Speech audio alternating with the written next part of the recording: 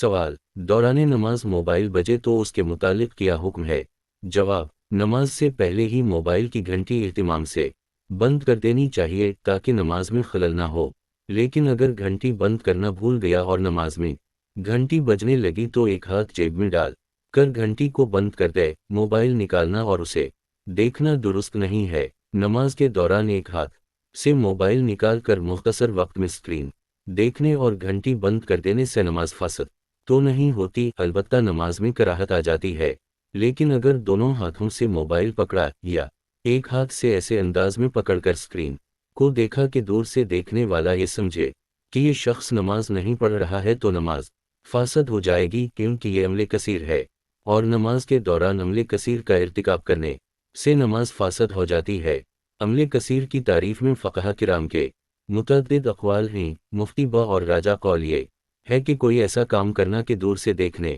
والے کو یقین ہو جائے کہ یہ کام کرنے والا نماز نہیں پڑھ رہا، جس کام کی ایسی کیفیت نہ ہو وہ عمل قلیل ہے، اور عمل قلیل سے نماز فاسد نہیں ہوتی، اور عموماً موبائل کی گھنٹی عمل